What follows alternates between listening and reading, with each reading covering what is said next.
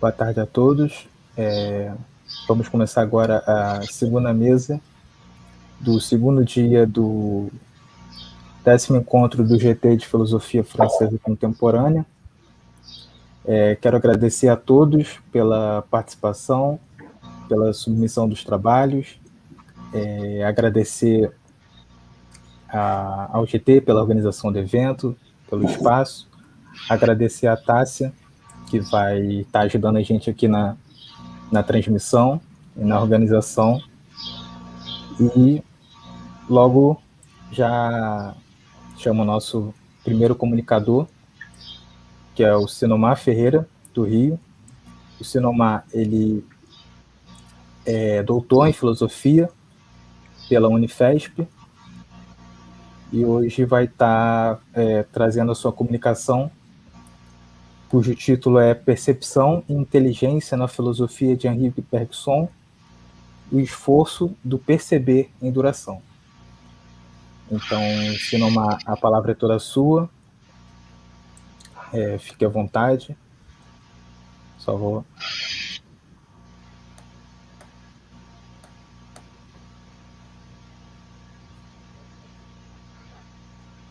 Pode falar, Sinomar, tudo certo. Bom, muito obrigado. Primeiro, eu quero agradecer imensamente essa oportunidade, né, de estar expondo essa comunicação, trazendo algumas percepções, né, que eu fui adquirindo ao longo do meu estudo de doutorado e do meu longo tempo que eu venho estudando Bergson, né. É uma percepção que sempre me chama a atenção e sempre vejo uma situação a ser explorada, um conjunto de ideias ainda a ser encontrada, que eu me sinto sempre iniciante, né, ao pensar a filosofia de Henri Bergson, né. Então, essa minha comunicação é justamente isso, né, a apresentar um pouco a minha impressão, a minha percepção das leituras de Bergson. Agradeço a todos, né, que estejam acompanhando, espero aí contribuir com algumas considerações, tá? Eu escrevi um texto, né? Eu vou ler um texto, vou tentar ler uma leitura dinâmica para ficar uma leitura o mais agradável possível. Aí eu peço desculpa caso eu não consiga atingir esse objetivo, tá? Bom, então, como foi enunciado, o título é Percepção e Inteligência na Filosofia de Henri Bergson e o esforço do perceber em duração. Inicia o texto. A filosofia de Henri Bergson se mostra como um esforço insistente de reintegrar a percepção no movimento original da realidade e, segundo sua intenção, é duração. O esforço deve ser contínuo, pois um desvio natural está sempre a colocar a percepção diante de uma realidade descontínua e espacializada.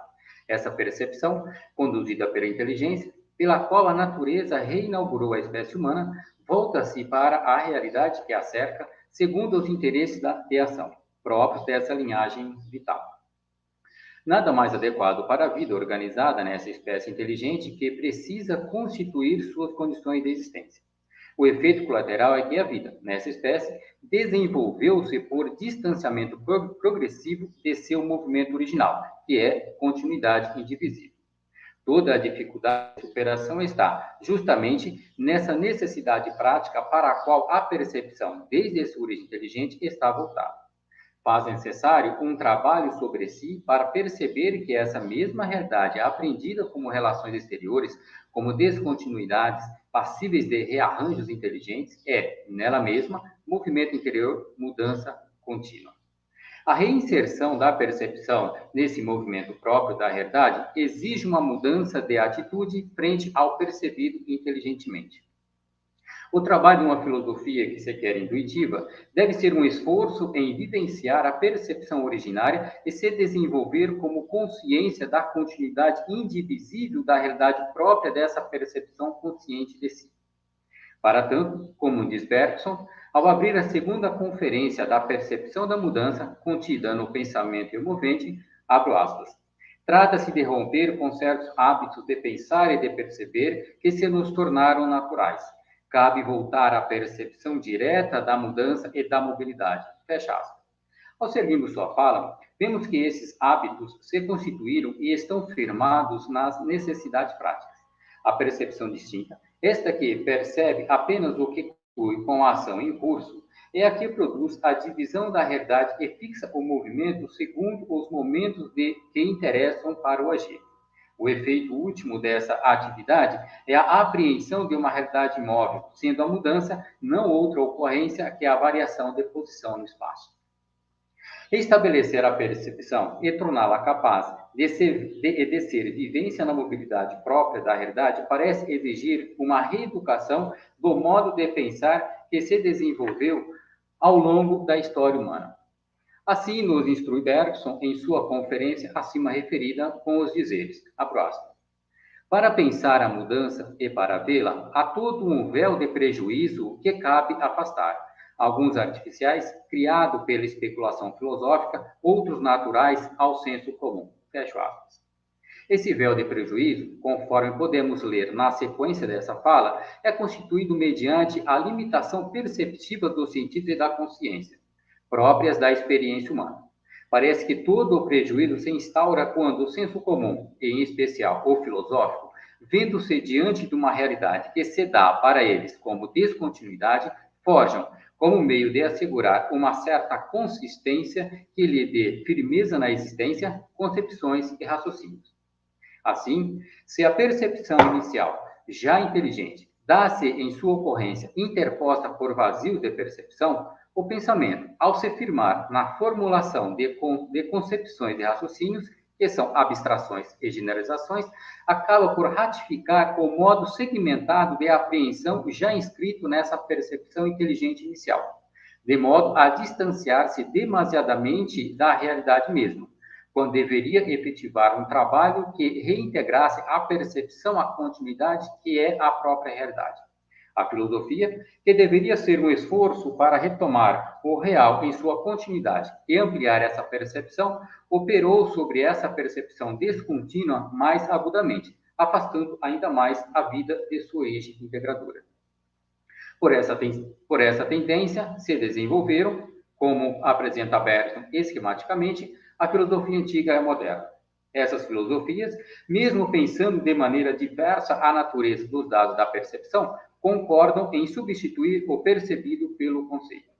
Diz o filósofo, ainda nessa conferência, que, abro aspas, todas apelam da insuficiência de nossos sentidos e de nossa consciência às faculdades do espírito, que já não são mais perceptivas, quer dizer, as funções de abstração, de generalização e de raciocínio. Fecho aspas.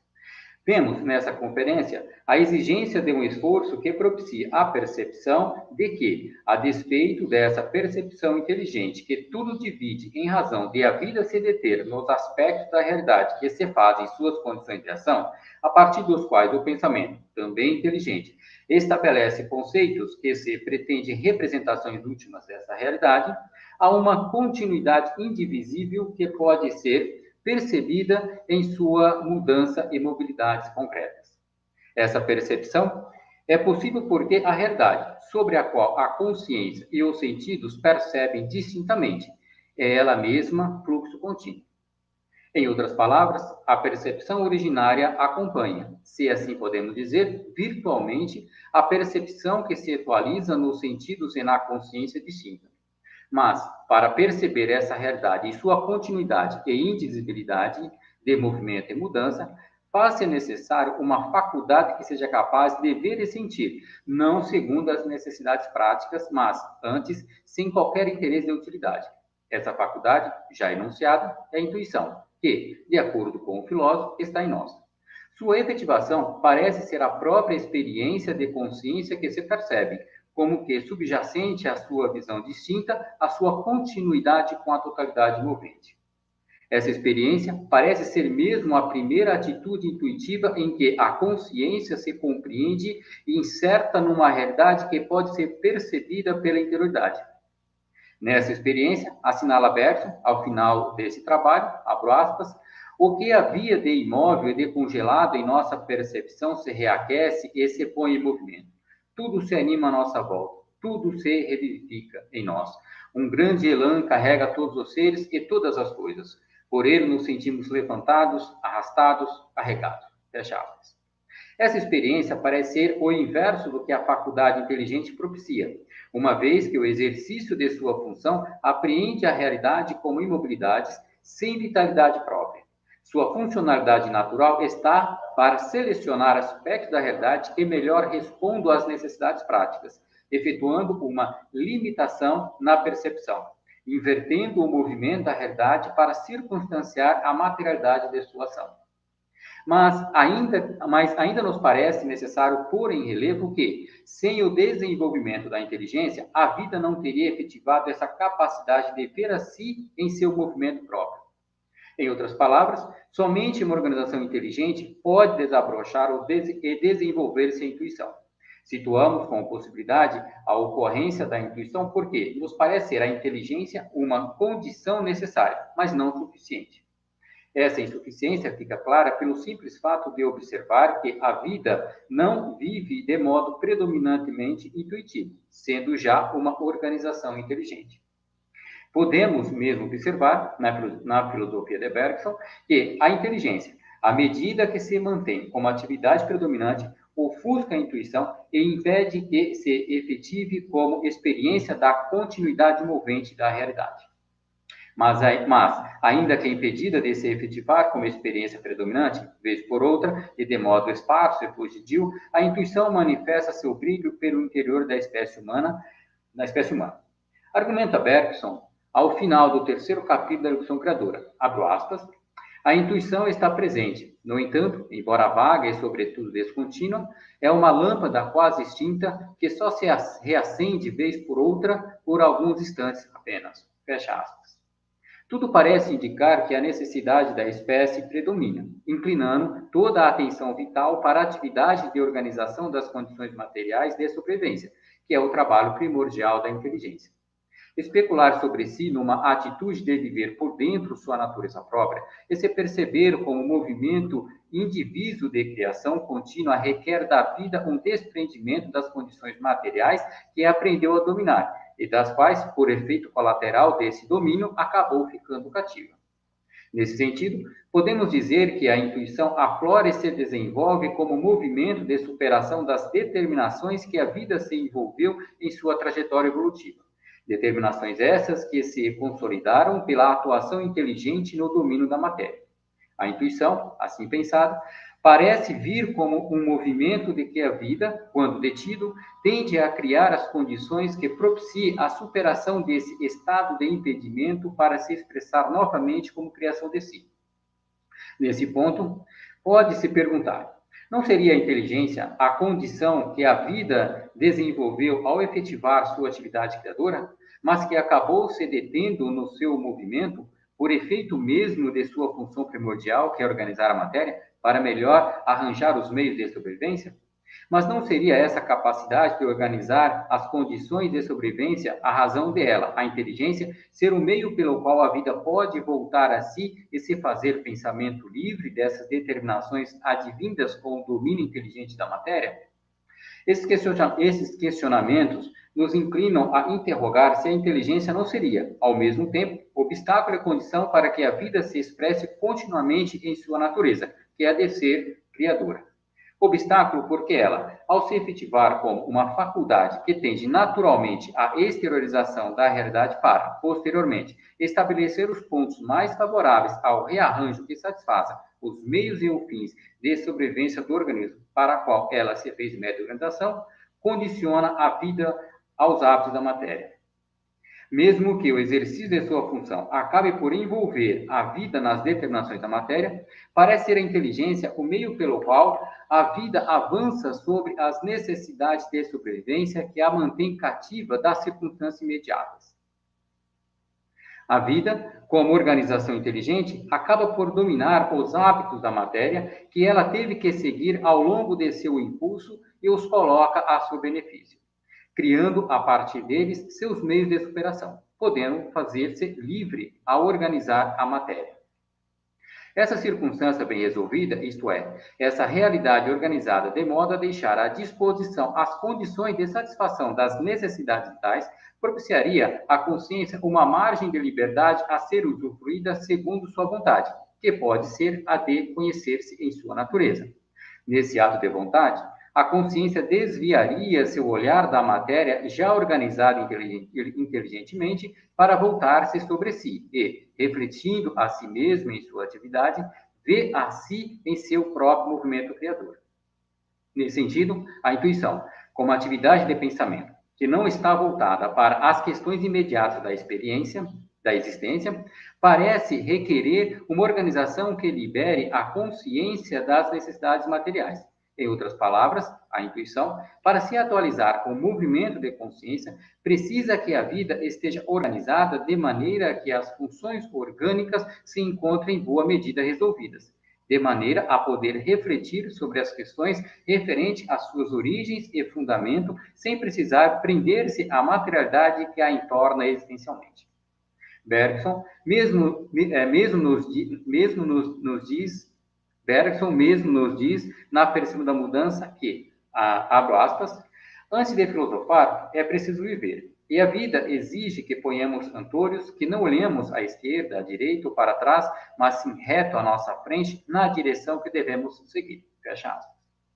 Esta fala está a mostrar que se faz necessário um deslocamento da atenção para ver e perceber para além do que se dá aos sentidos e à consciência regulados evolutivamente para perceber a realidade segundo as necessidades vitais de sobrevivência. Nesse sentido, o domínio consciente da matéria, isto é, o uso adequado das capacidades intelectuais sobre as necessidades vitais, gerador de suprimentos de existência, deixa a vida livre para voltar sobre si com o movimento de compreensão de si. Essa circunstância parece ser a condição necessária a partir do qual a consciência pode voltar para a realidade pelo interior que lhe é própria e apreender intuitivamente a mobilidade a ela inerente. E assim, compreender que é sobre essa realidade movente que a consciência inteligente estabelece os meios práticos de sua ação. A inteligência mesma é apreendida em seu fazer, indispensável para a organização dessa vida específica, a humana.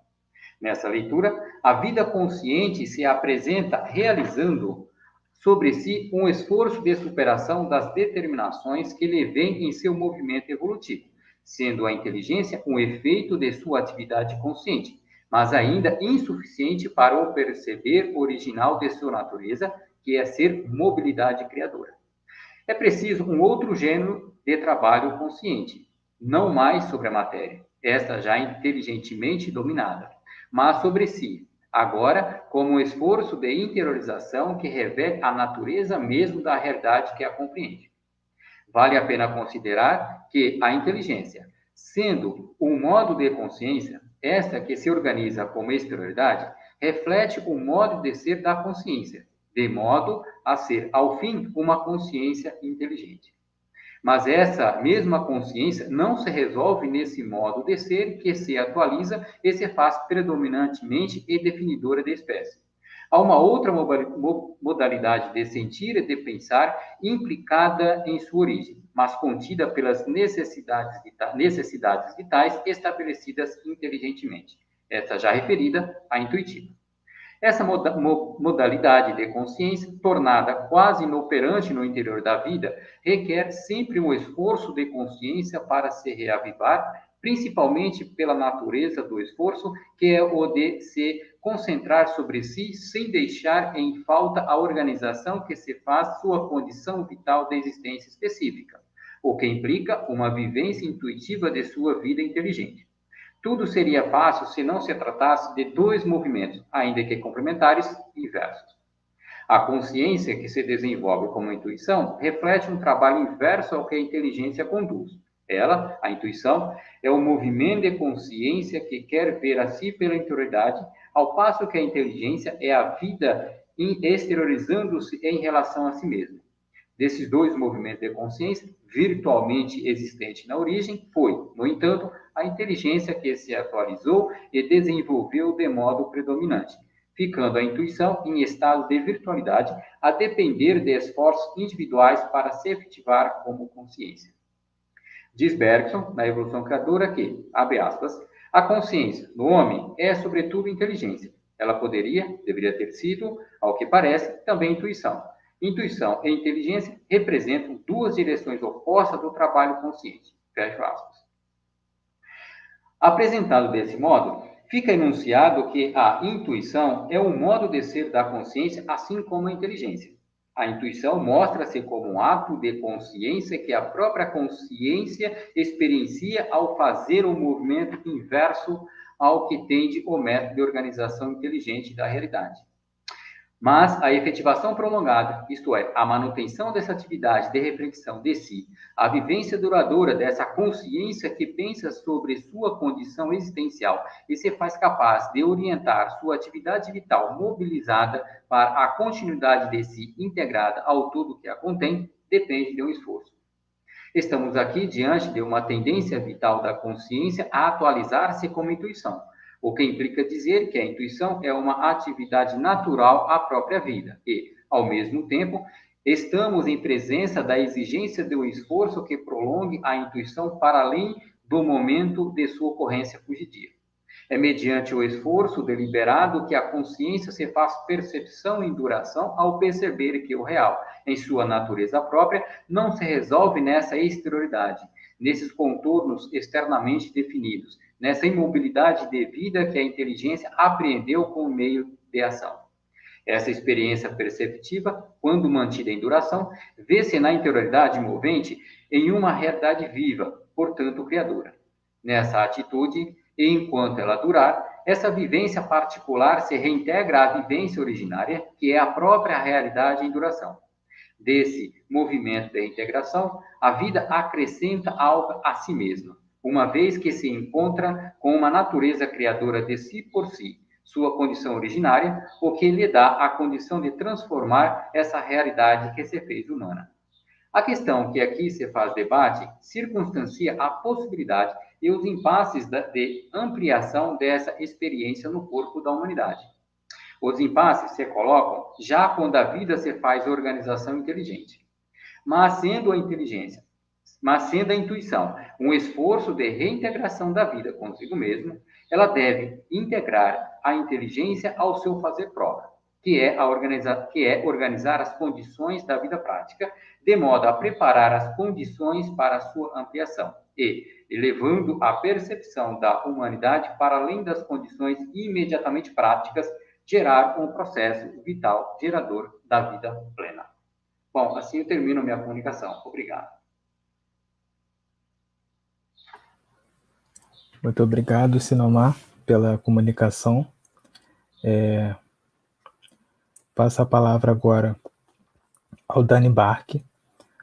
O Dani, ele é mestrando do programa de pós-graduação da Universidade de São Paulo e agora vai trazer a comunicação cujo título é Da Precisão à Expressão, Notas sobre a Intuição e Duração em Bergson. Dani, a palavra é toda sua. Obrigado, Lucas.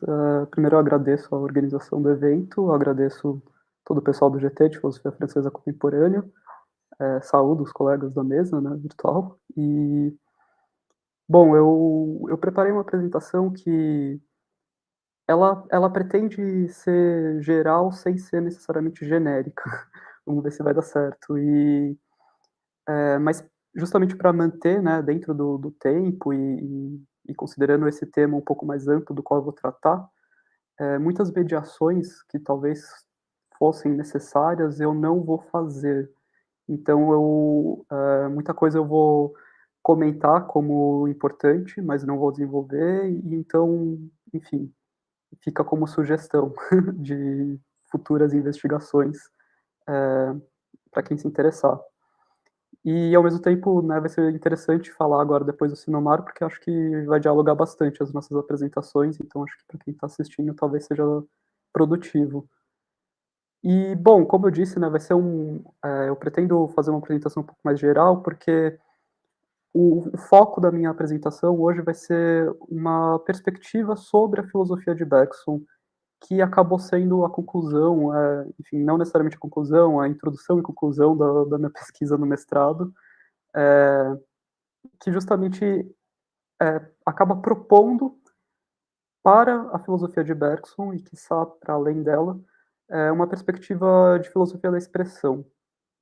Então, até por isso, né, o título da precisão e expressão, a ideia é chegar nessa concepção de expressão que talvez o Bergson não tenha dito propriamente, mas está lá sugerido.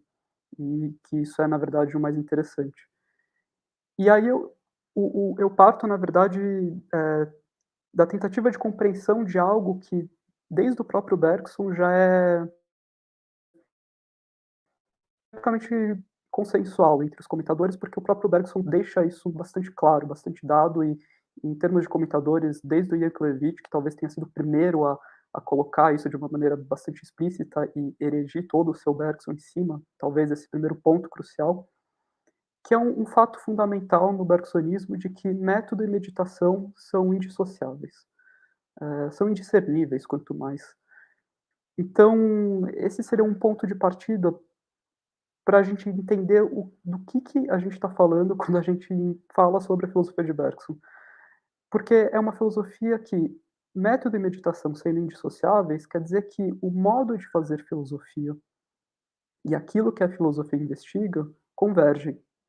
Ou ainda em outros termos, quer dizer que a experiência filosófica e a realidade filosoficamente intencionada, e por isso descoberta, convergem.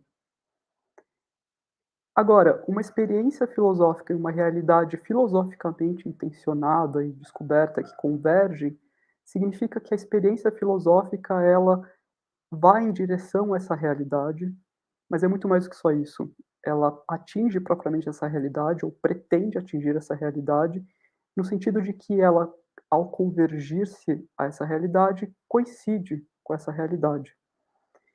Então, o que é preciso entender é o que significa uma experiência que coincide com uma realidade, que atinge essa realidade naquilo que ela é. Ou seja, que atinge a realidade profundamente. Se quiser, isso é essência. A atitude filosófica, então, é a busca por essa profundidade. Ela é a própria busca pela profundidade e, nesse sentido, a constituição dessa realidade profunda. Sendo, então, a atitude filosófica essa própria busca pela profundidade, ela é, e aqui eu faço a referência, né, ao comentário da obra do Riquier, que, enfim, enfatiza isso muito mais do que o que eu vou fazer aqui, mas, enfim, a atitude filosófica é um mergulho.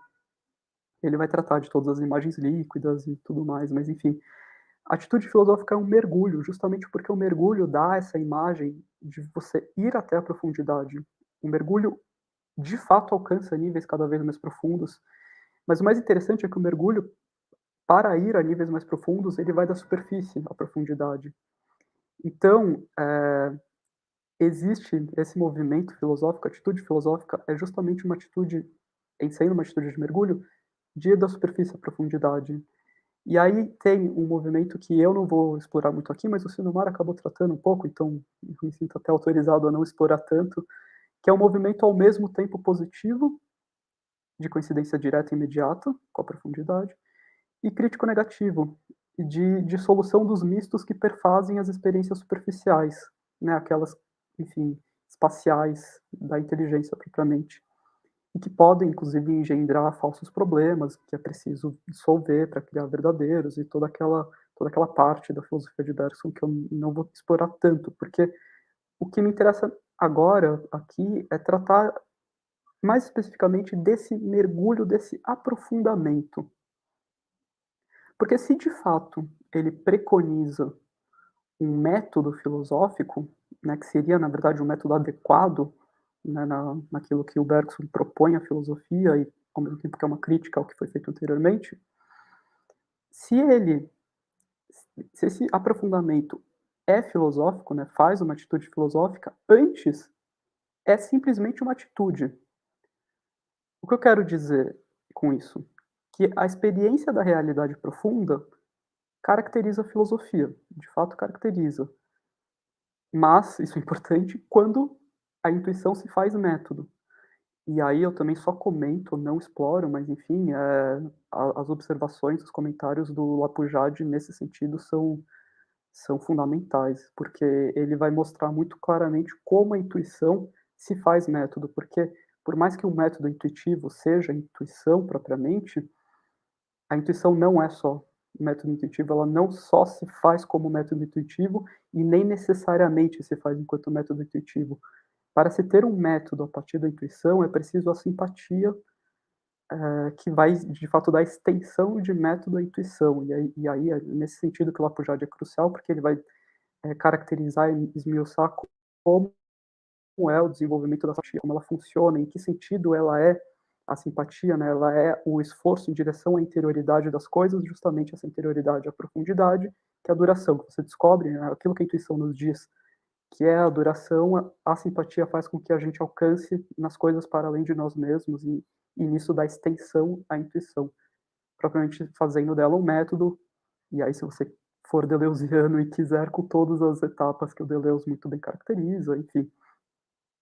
Mas voltando, o que nos interessa é que se a atitude, a experiência da realidade profunda caracteriza a filosofia, ela não se resume à experiência filosófica. Inclusive, é por não se resumir à experiência filosófica, é por ela ser factualmente, nesse sentido, irrefutavelmente constatada em experiências outras que não a filosofia, e aí o Bergson ele elege como um caso exemplar, mas que não se resume a esse caso, né, às artes, a experiência da arte, né, do próprio artista, mas também do fruidor, acaba nos mostrando, enquanto fato irrefutável, essa experiência da profundidade. Não vou explorar também isso, mas justamente por termos, por sabermos que existe e experienciarmos essas experiências, por exemplo, na arte, é que a experiência da realidade profunda se torna um fato irrefutável e faz com que a filosofia possa e mesmo deva assumir para si essa experiência da realidade profunda. E aí, essa experiência, o que eu estou chamando, né, de experiência da realidade profunda, que é extremamente complexa, mas, enfim, chamando desse jeito um pouco mais resumido, ela é essa atenção ao real em seu sentido profundo e puro. E ela é, portanto, aquilo que o Bergson chama de intuição, né, que o Sinomar já tratou bastante. A intuição, portanto, no seu sentido mais eminente, se a gente puder falar desse jeito, é uma atenção, mas é uma atenção sui generis. É uma atenção muito particular, muito específica, com suas características próprias, mas ainda assim é uma atenção, um tipo de atenção. E se a gente for, né, no primeiro capítulo do ensaio, o ensaio sobre os dados imediatos da consciência, a gente compreende o que é a atenção e, no seu sentido elementar, como qualquer fato psíquico, enquanto um sentimento profundo, uma emoção fundamental. E aí, e é só aí, é importante reforçar isso, é só considerando essa acepção de sentimento profundo é que a gente pode dizer que a intuição é um sentimento profundo, ou ao menos converge com a ipseidade do próprio sentimento profundo.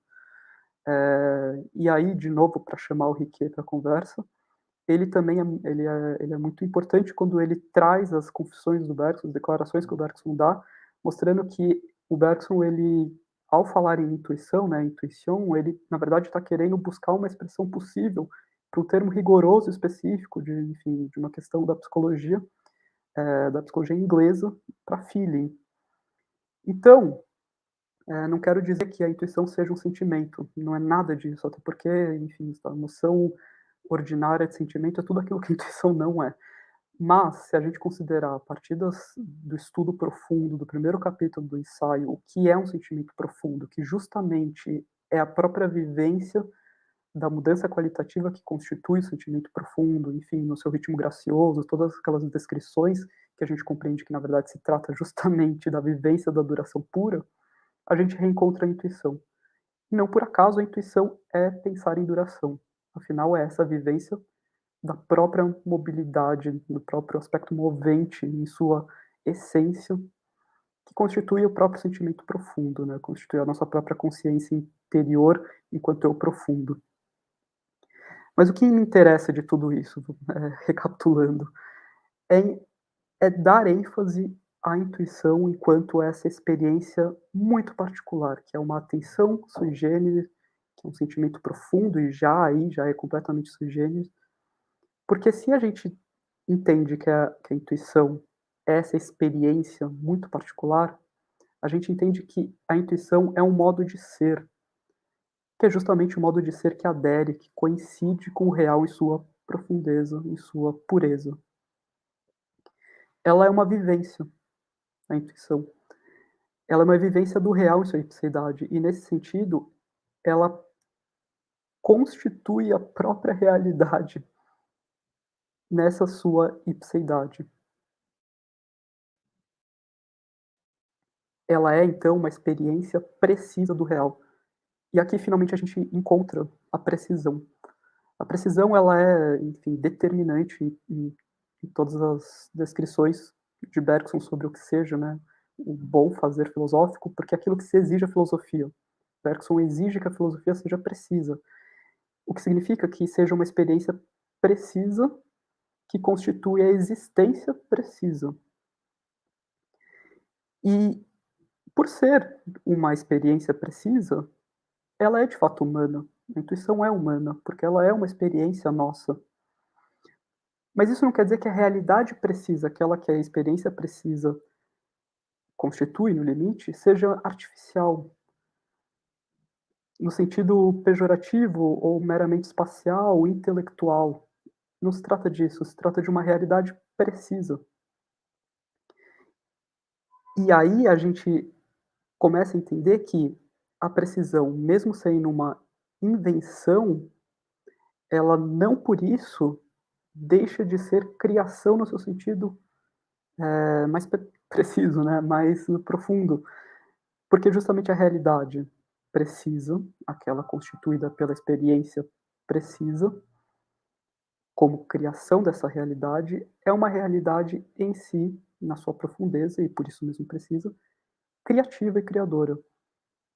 Mas isso já é um pouco mais o fim do desenvolvimento, a gente precisa entender um pouco melhor o que de fato é a precisão, enquanto essa própria experiência que constitui a realidade. E agora, daqui para frente, pelo menos nos próximos 2 minutos, eu vou me valer muito das primeiras aulas do curso do Bergson sobre a história da ideia de tempo, e dos comentários do Riquet, porque sobre, né, essas primeiras aulas, que justamente são aulas dedicadas à invenção da precisão, porque o Riquet foi o editor dos cursos, né, que foram publicados recentemente, inclusive. E então ele tem comentários muito importantes a esse respeito, e essas aulas são determinantes porque elas de fato dizem respeito ao que seja precisão. E aí a precisão, né, nos termos do Riquet, é a busca pela expressão exata. E por expressão exata a gente compreende que é essa coincidência com a profundeza, com a profundidade, né, e a pureza do real. Mas importa voltar para essa acepção da coincidência enquanto expressão exata. O esforço de precisão é um esforço de expressão. E isso está explícito nas primeiras aulas do curso sobre história da ideia de tempo. E aí a gente tem que tomar um cuidado, porque falar que é um esforço de expressão não quer dizer que é um esforço de se exprimir adequadamente, ou seja, não é uma questão linguística. Na medida em que esse esforço de expressão é de constituir uma realidade precisa, é uma questão ontológica. Só para explicar, talvez sendo um pouco repetitivo, mas é importante deixar isso claro, uma vez que a experiência precisa, na medida em que ela é coincidência com a realidade profunda, ela constitui essa existência precisa, a expressão que faz a experiência precisa é a expressão que faz a existência precisa. Ou seja, a existência profunda precisa é expressiva.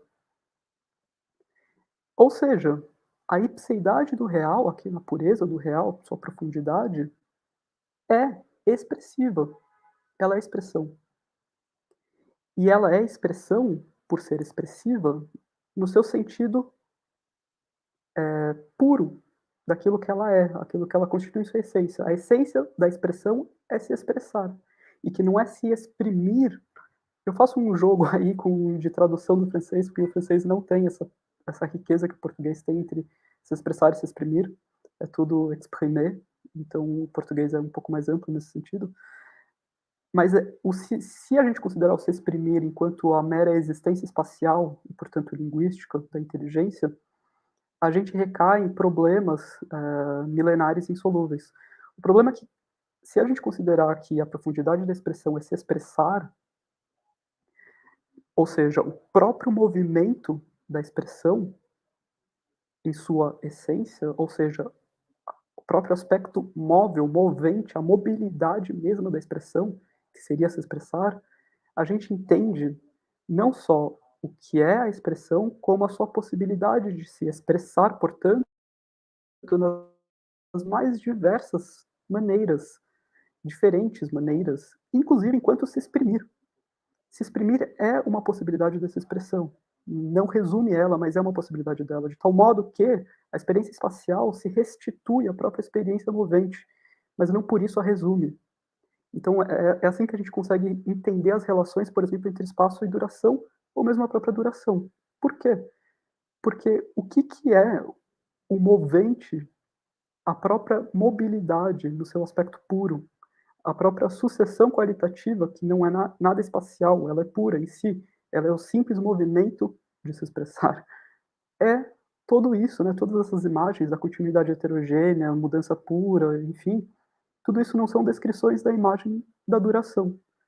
A duração, em sua ipseidade, é o durar, e o durar é essa mobilidade. De tal modo, então, e agora eu concluo, que se a ipseidade, a profundidade, a pureza do real é expressão, é se expressar, isso significa que é durar. E assim a gente reencontra um dos lemas maiores do bergsonismo, de que a realidade profunda é duração. Só que a gente reencontra isso de um tal modo que a gente compreende as relações entre duração, espaço e o próprio sentido profundo da duração. Do mesmo jeito que o se expressar não fissura a expressão ao se exprimir, do mesmo jeito, porque se trata da mesma coisa. O campo transcendental da presença não fissura a presença, mas a constitui, nas descrições do Bento Prado Júnior. Ou então a significação sugestiva não fissura a experiência expressiva, agora nas descrições do Franklin Leopoldo Silva. Ou então os dois sentidos da vida não fissura a vida, mas a constitui, para falar como Worms. Ou então a diferenciação não fissura a virtualidade, mas a constitui, para falar como Deleuze. Ou ainda a negatividade não fissura a expressão, mas a constitui enquanto uma ontologia indireta da duração, nos escritos mais tardios do Merleau-Ponty. Enfim, a expressão, o se expressar, não fissura a expressão, mas o constitui, do mesmo modo que durar, nas suas mais variadas maneiras, não fissura a duração, mas propriamente a constitui, porque a expressão é duração e a duração é expressão. Obrigado, era isso. Obrigado, Dani, pela comunicação. É muito interessante. E em seguida passo a palavra ao Iago Moraes. O Iago ele é doutorando em filosofia pela UFSCar e hoje vai trazer a comunicação intitulada A Personalidade Humana entre Espaço e Duração. Iago, a palavra é toda sua. Bom, boa tarde a todos e todas. Queria primeiro parabenizar os organizadores do evento, né? Está sendo muito legal.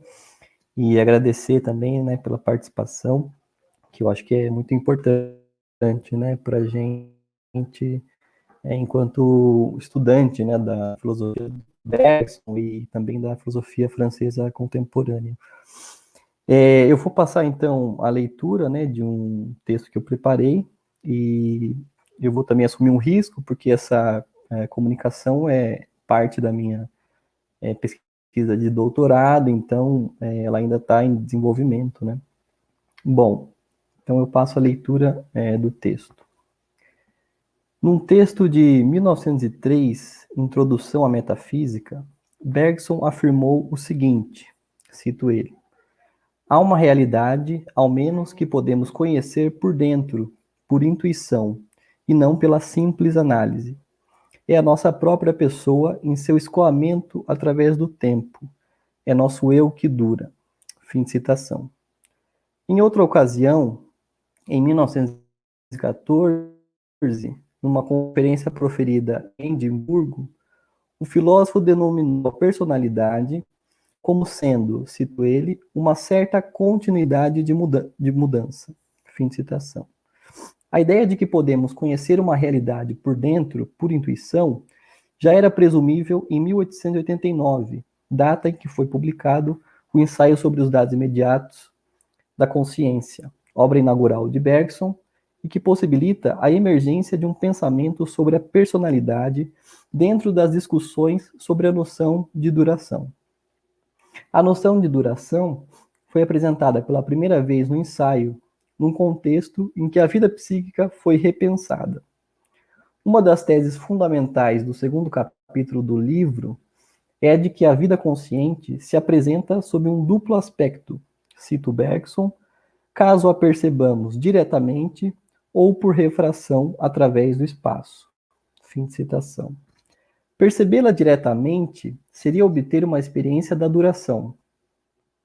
Com o intuito de apresentar uma descrição mais fidedigna dos estados de consciência, Bergson endereçou uma crítica à psicologia científica, sobretudo à psicofísica, denunciando seu modo inadequado de descrever a natureza da consciência.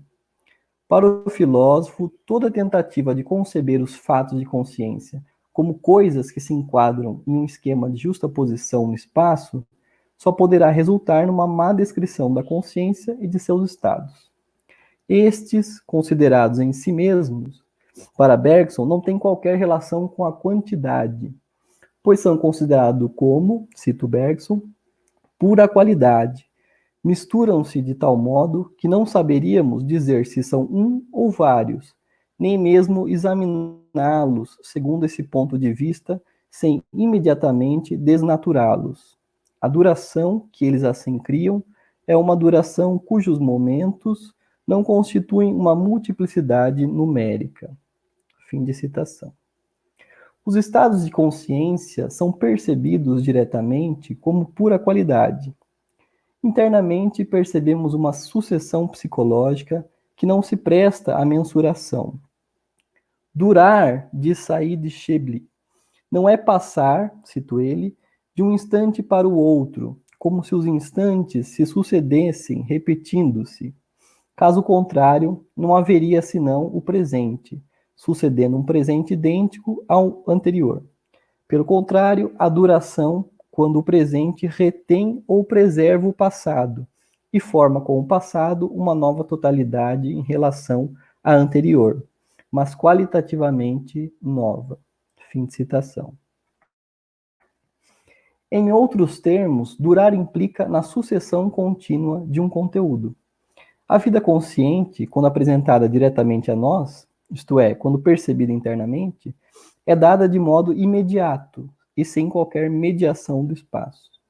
Quando percebemos a vida consciente por refração através do espaço, não apreendemos uma duração psicológica, mas estados de consciência justapostos, que aparecem como distintos. Os estados vistos sob essa perspectiva tomam outro aspecto, podendo ser descritos em termos quantificáveis, porque é estabelecida uma separação entre eles, o que não ocorre na experiência da duração. Trata-se de uma experiência que aponta para estados psicológicos que correspondem às multiplicidades numéricas, uma vez que nesse âmbito do homogêneo, a sucessão psicológica passa a ser descrita a partir de um modo especial, ou seja, em termos de justaposição. De acordo com Bergson, cito ele, há duas espécies de multiplicidades, aquelas dos objetos materiais, que formam um número imediatamente, e aquelas dos fatos de consciência, que não poderiam tomar o aspecto de um número sem a intermediação de alguma representação simbólica, na qual intervém necessariamente o espaço. Fim de citação. Em linhas gerais, o espaço é a condição sine qua non para a formação do número e da multiplicidade numérica, mas não da multiplicidade qualitativa, que é característica da consciência.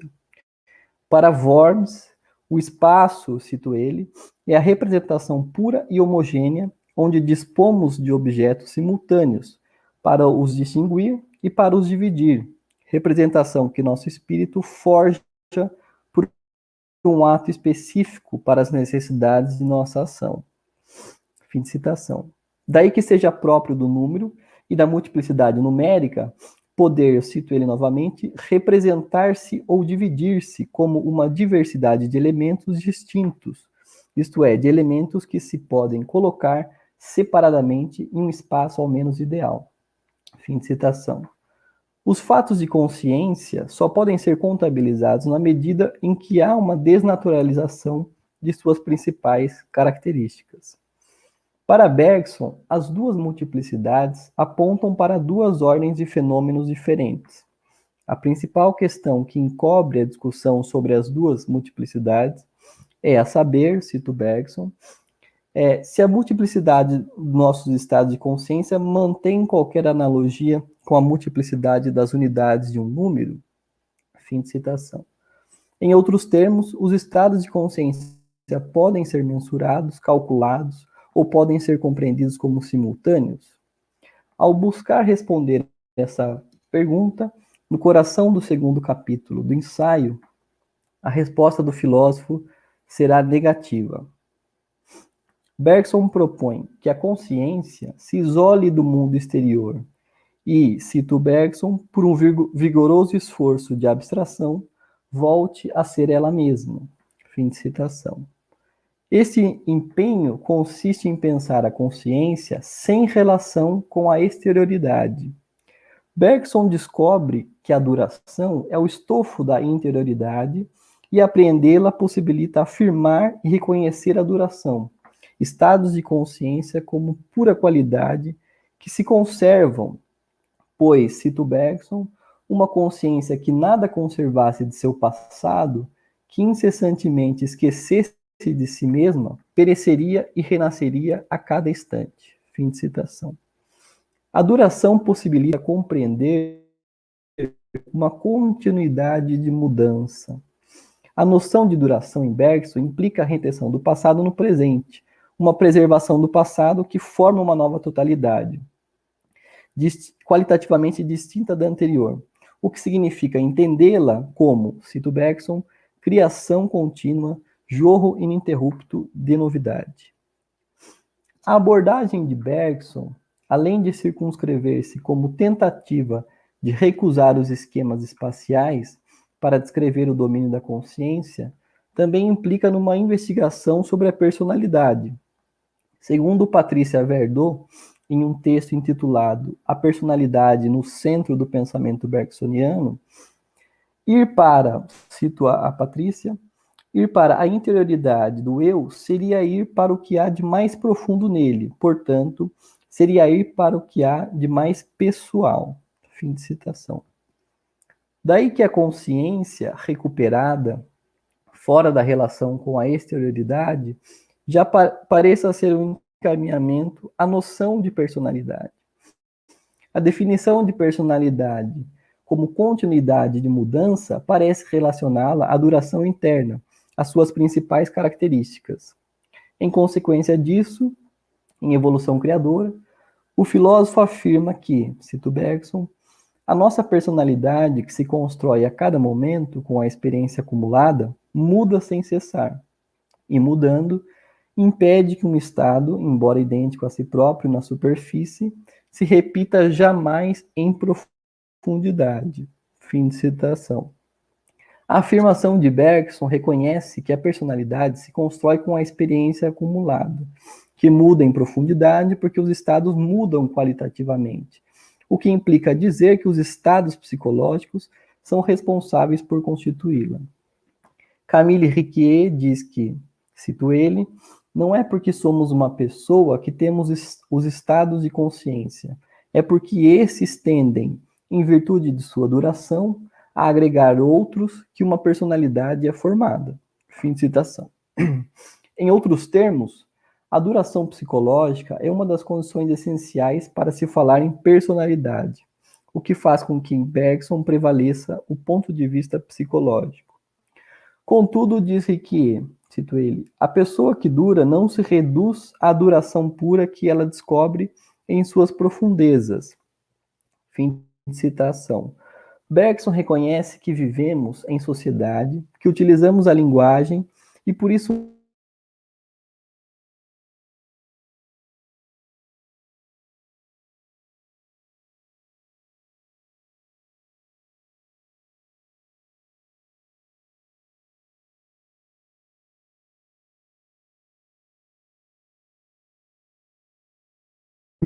mesmo que sem sociedade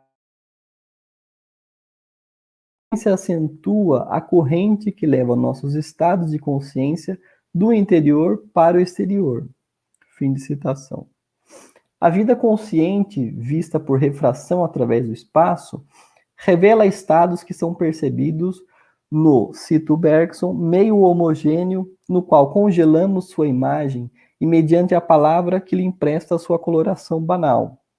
Fim de citação.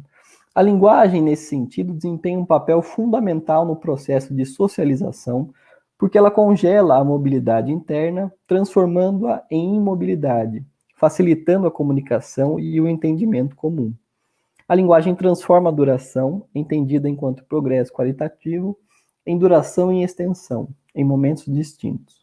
É através das palavras que o eu superficial encontra semelhança com seus pares, permitindo que ele reconheça o outro e a si mesmo, o que lhe garante viver em sociedade. O esforço para aprender a duração adequadamente parece ser o mesmo em relação à pessoa. A apreensão adequada da duração pressupõe a recusa dos esquemas espaciais, dado que esses comprometem sua verdadeira natureza. Podemos perceber uma sucessão contínua de estados heterogêneos que se penetram e se fundem uns aos outros, ou podemos percebê-los simultaneamente através de um esquema espacial, portanto, justapostos.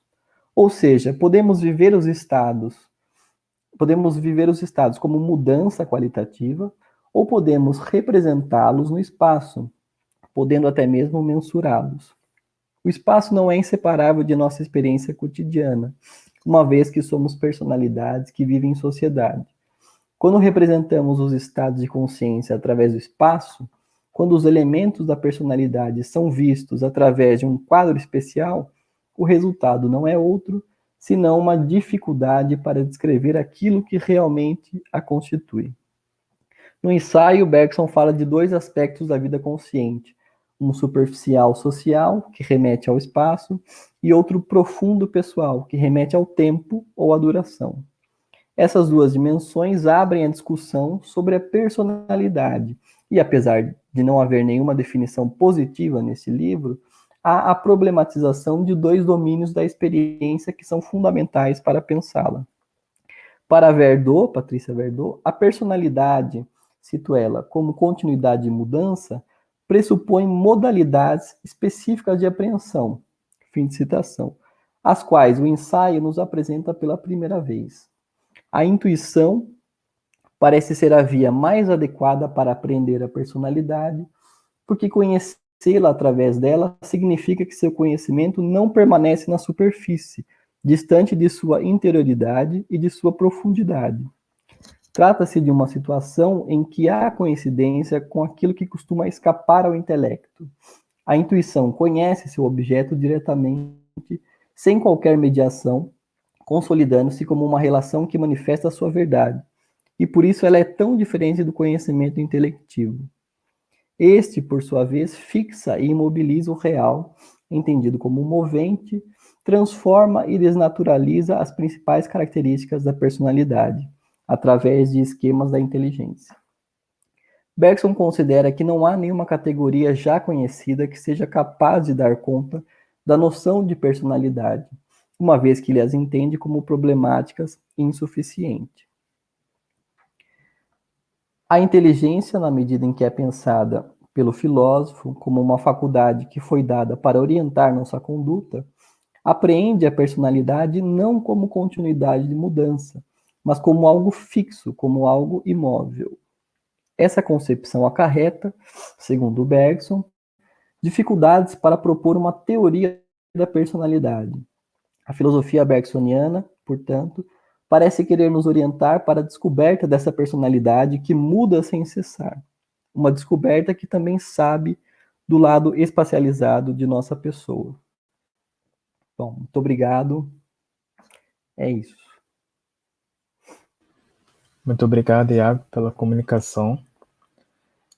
Passo a palavra agora ao Pablo Zunino. O Pablo ele é doutor em filosofia pela Universidade de São Paulo e professor adjunto do Centro de Formação de Professores da Universidade Federal do Recôncavo da Bahia. Hoje ele vai apresentar a comunicação cujo título é A Fabulação como Ato Criativo, Religião, Estética e Política em Bergson e Deleuze. A palavra é toda sua. Pablo, vou apresentar. Obrigado, Lucas. Queria começar agradecendo aos organizadores do evento, do GT, o André e o Igor. Saudar também aos colegas da mesa, uma mesa praticamente bergsoniana, apesar de que foi citado o Deleuze, né? Também foi citado hoje à tarde nas conferências pelo André. Eu vou tentar, se você puder já colocar o slide, né? Seguir essa apresentação para ficar um pouco mais didático. O título mais pretensioso que o Damon e o André juntos é A Fabulação como Ato Criativo, Religião, Estética e Política em Bergson e Deleuze. Ou seja, tem muitas coisas ali, né? Tem dois autores. Eu vou ter que fazer um recorte, é um trabalho de pesquisa e de ensino, do grupo de estudos. Eu fiz o doutorado em Bergson e depois um pós-doutorado em Deleuze. Então, nesse caso, estou focalizando no conceito de fabulação e ver como se dá essa passagem da religião, que seria a origem do conceito de fabulação em Bergson, para a estética, né, privilegiando o cinema e a literatura, e daí para a política, né? Então, eu vou ler o resumo para tentar também resumir a parte de Bergson, que deve ser mais conhecida, pelo menos pelos integrantes da mesa. O objetivo desta comunicação é caracterizar a noção de fabulação em dois períodos diferentes da história da filosofia francesa contemporânea.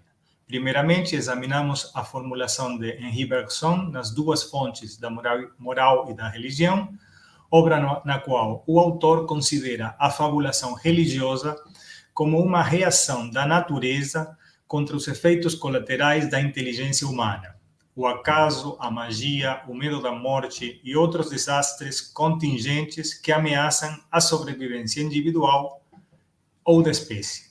Forçam a inteligência a criar deuses, crenças e superstições, assegurando a vida em sociedade desde os povos primitivos até hoje.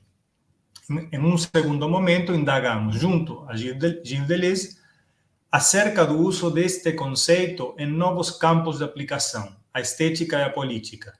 Sem dúvida, o conceito de fabulação encontra na estética contemporânea um campo fértil para a criação artística, sobretudo na literatura e no cinema. Ademais, esta capacidade de evidência tem ressonâncias políticas que nos interessa destacar, uma vez que se conectam com problemas latino-americanos e com autores também. Então, pediria para colocar o segundo slide, onde nós temos um resumo, né, da abordagem bergsoniana sobre a relação entre a inteligência humana e a fabulação nas duas fontes da moral e da religião, obra de 1932. Para Bergson, a origem psicológica da superstição, ou seja, essas crenças e práticas duvidosas, né? Cito Bergson, a magia, o culto de espíritos ou animais, o culto aos deuses, a mitologia, superstições de todo tipo, né? É a relação entre a natureza e a inteligência que explicaria o surgimento da religião e ali o papel da fabulação. Então, tem várias citações, né, que eu não vou ler todas. A primeira, por exemplo, a religião é uma reação defensiva da natureza contra o poder dissolvente da inteligência. Ou seja, a inteligência faz o indivíduo pensar por si próprio, diferente de uma sociedade de insetos, né, onde o instinto impede que os seres, os indivíduos, né, sigam sua própria inteligência e seu próprio bem-estar, né? Eles vão sempre privilegiar a comunidade.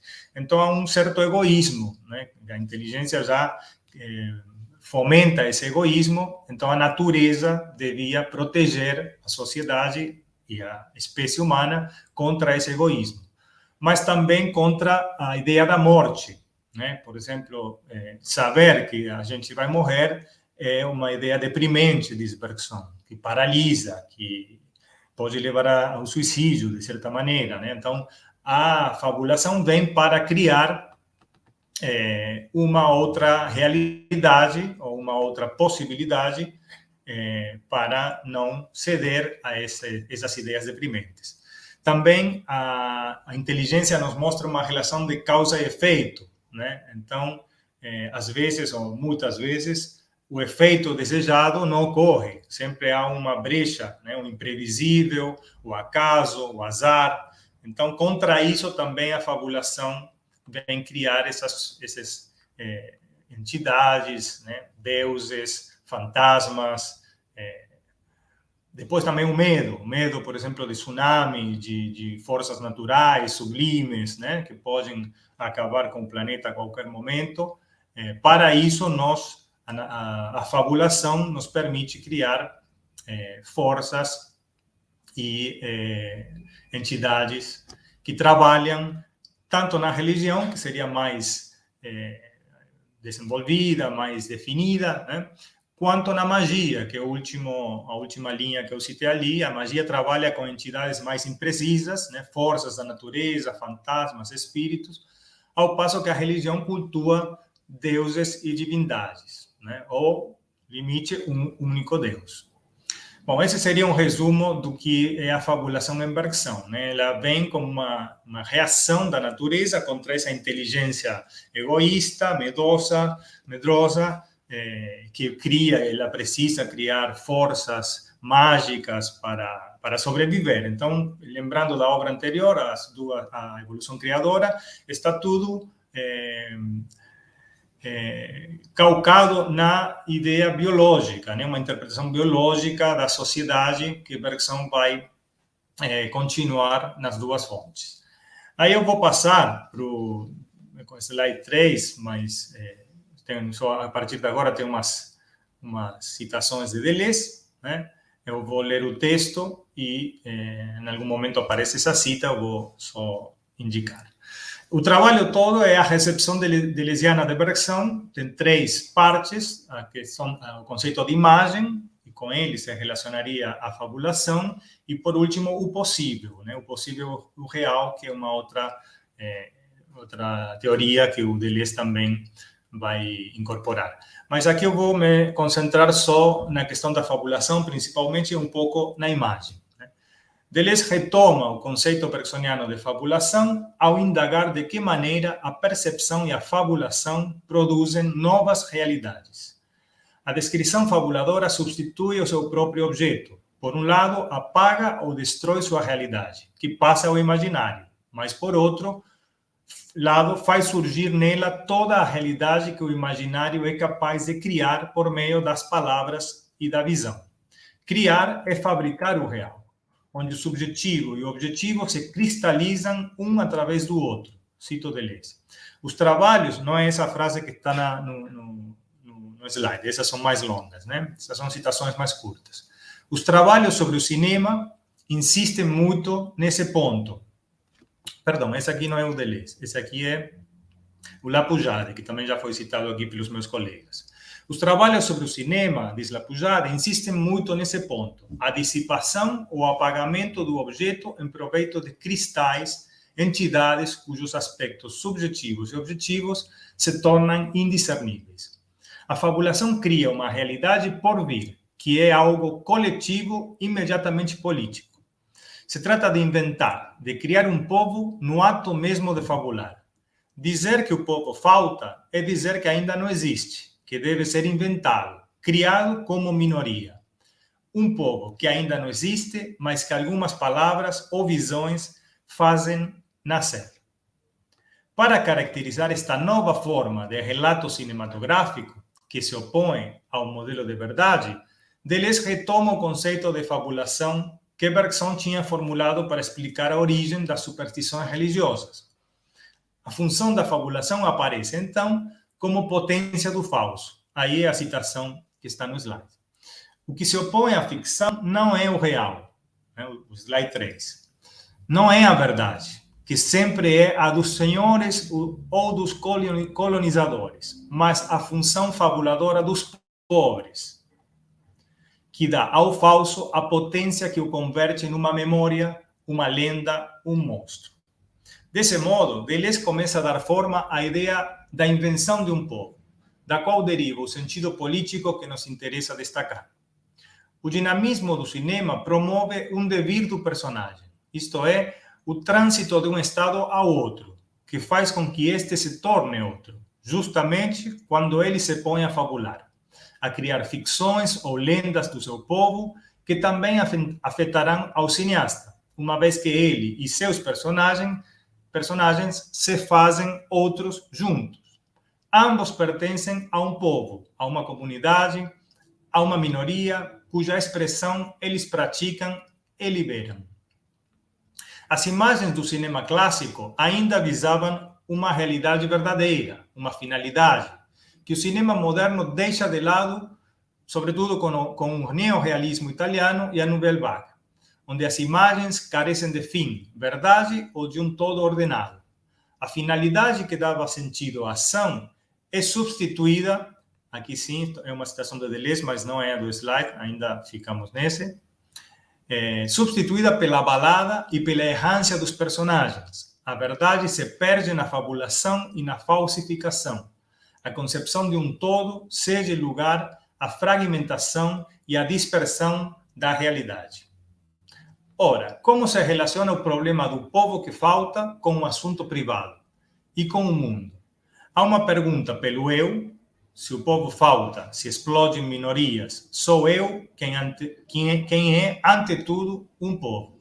Depois, uma pergunta pelo fora, ou seja, do povo que se inventa faltando. A comunicação do mundo e do eu evoca, primeiramente, a literatura.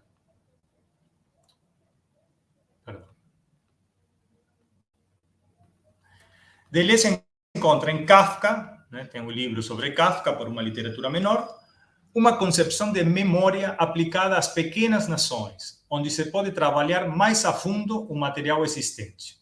Seria a potência desta memória que põe em contato imediato o fora e o dentro, o assunto do povo e o assunto privado, o povo que falta e o eu que se ausenta, como uma membrana, um duplo devir. Não se trata de uma memória psicológica nem coletiva, mas da memória do mundo que se pousa sobre cada povo oprimido e a memória do eu que se joga numa crise orgânica. Vem de Kafka o papel de catalisador que Deleuze atribui ao cineasta, em vista da sua capacidade de expressar forças potenciais qual fermento coletivo. Como o povo falta, o autor produz enunciados coletivos, que serão os germes do povo que virá e cujo alcance político é imediato e inevitável. Isso é muito significativo para os povos do terceiro mundo, sobretudo para os povos latino-americanos, que estão duplamente colonizados do ponto de vista cultural, pelas histórias dos seus colonizadores e por seus próprios mitos. Deleuze admira o cinema revolucionário de Glauber Rocha, cineasta brasileiro, baiano, que destrói os mitos desde adentro por meio de intercessores, isto é, personagens reais que ele põe a fabular. O duplo devir da fabulação supõe, portanto, um ato de palavra que leva o personagem a cruzar a fronteira entre o assunto privado e a política, criando os enunciados coletivos. O ato de fala é um grito, um ruído que surge do intolerável, daquilo que não se pode mais viver nem calar. Assim, o ato de fabulação produz enunciados coletivos que culminam na invenção de um povo. O transe cinematográfico criado por Glauber Rocha é o devir que possibilita o ato de fala, onde se recompõem a ideologia do colonizador, os mitos do colonizado e os discursos do intelectual, criando algo como uma língua estrangeira numa língua dominante, para expressar uma impossibilidade de viver sob a dominação. É isso que Deleuze ressalta na obra de Kafka, quando nos mostra que temos, cito Deleuze, tão só, não é a citação ainda, mas se pode colocar também, uma citação anterior, temos tão só um ato de fala para vencer a resistência dos textos dominantes, das leis pré-estabelecidas, dos vereditos já decididos. Este devir não é metafórico, mas real. Aí sim, a citação do slide 4, por favor. Não há literatura, é Deleuze, do texto A Literatura e a Vida, da obra Crítica e Clínica, de 1993. Não há literatura sem fabulação, mas, como Bergson soube vê-lo, a fabulação, a função fabuladora, não consiste em imaginar nem em projetar um eu. Ela atinge, sobretudo, essas visões, eleva-se até esses devires ou potências. A saúde como literatura, como escrita, consiste em inventar um povo que falta. Compete à função fabuladora inventar um povo. Não se escreve com as próprias lembranças, a menos que delas se faça a origem ou a destinação coletivas de um povo por vir, ainda enterrado em suas traições e renegações. A isto se referia Deleuze com a invenção de um povo pela arte necessariamente política, na qual a criação contribui com o devir inventado nos subúrbios, nos guetos, nas favelas, nas comunidades urbanas e rurais, sob novas condições de luta que a sensibilidade do artista canaliza em sua obra. Esta necessidade política da criação artística emerge justamente nas condições socioeconômicas do terceiro mundo, que Rocha considerava a terra e o espírito dessa função fabuladora que nos dá a possibilidade de criar algo novo, para pensar uma nova terra. Mas este potencial revolucionário surge num meio que resiste à mudança e ao próprio cinema. Tem que se involucrar com a terra, com o povo que sofre a opressão dos governos e dos mitos. Pois o amor como devir coletivo é aquilo que possibilita, segundo Rocha, a superação da morte. Nesse sentido, a função fabuladora da inteligência, que Bergson tinha concebido como uma reação defensiva da natureza contra os efeitos colaterais que o ser inteligente acarretava para sua espécie, é transmutada por Deleuze em arma potencial ao serviço dos artistas. Não esqueçamos que Bergson pedia olhos de artista, na percepção da mudança, para que possamos ver na realidade mais do que nos mostra a percepção habitual. Mais do que imagens ou percepções, o que a fabulação permite criar são potentes visões e também audições, não menos artísticas que inofensivas, capazes de inspirar um povo que ainda não existe. A visão fabuladora se transforma em máquina de guerra, não no sentido bélico, senão como uma maneira artística e revolucionária de responder à multiplicidade dos afetos humanos e desejos coletivos que se relacionam no devir. Eu passo adiante, depois você coloca aí o slide 5. Ainda sobre essa visão fabuladora e o povo por vir. Vimos que há uma passagem da estética para a política que passa pela recepção da noção bersoniana de fabulação, que Deleuze confronta com a ideia de um povo por vir nos livros sobre cinema. Sem embargo, a proposta deleuziana se completa com a incorporação de outras imagens literárias, as visões e audições dos grandes escritores. Aí leio a citação do quinto slide. Essas visões não são fantasmas, mas verdadeiras ideias que o escritor vê e ouve nos interstícios da linguagem, nos desvios de linguagem. Não são interrupções do processo, mas paragens que dele fazem parte como uma eternidade que só pode ser revelada no devir. Uma paisagem que só aparece no movimento. Elas não estão fora da linguagem, elas são o seu fora. O escritor, como vidente e ouvidor, finalidade da literatura. É a passagem da vida na linguagem que constitui as ideias. Isso aí também é de Crítica e Clínica. Seriam essas invenções as que melhor definem a dimensão política da imagem, fruto da função fabuladora impregnada por Deleuze de conteúdo político. Diferentemente dos livros sobre cinema, onde Deleuze desenvolve uma ontologia da imagem, inspirada na teoria bergsoniana das imagens do primeiro capítulo de Matéria e Memória, nos escritos posteriores, como este, Crítica e Clínica, Ao invés de considerar que tudo é imagem, Deleuze chegará a pensar que a imagem é algo raro e difícil de criar. É o que sublinha Ronald Bogg nesse livro, Crítica e Clínica.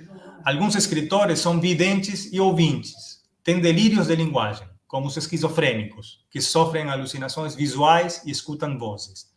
Mas o imaginário e o real são duas faces que se intercambiam incessantemente, numa espécie de espelho móvel, como expressa o conceito cinematográfico da imagem cristal, onde o atual e o virtual coexistem em permanente oscilação. O imaginário é uma imagem virtual que adere ao objeto real e vice-versa, para construir um cristal de inconsciente.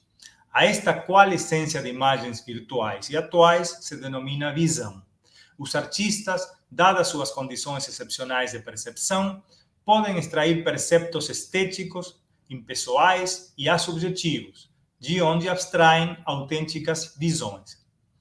Eles são capazes de transmutar a percepção em uma visão, a obra de arte, que põe de manifesto o desejo artístico de projetá-la na realidade como uma imagem de si mesmo e dos demais suficientemente intensa para que viva sua própria vida. Deleuze enfatiza a dimensão política desses conceitos em seus ensaios sobre Lawrence e Walt Whitman, que estão também no livro Crítica e Clínica. Ali esclarece que esta imagem vai sendo remendada continuamente até tornar-se fabulosa, tal como nos sugere Bergson em As Duas Fontes da Moral e da Religião, quando define a função fabuladora como uma máquina de fabricar deuses, né? A última linha das Duas Fontes.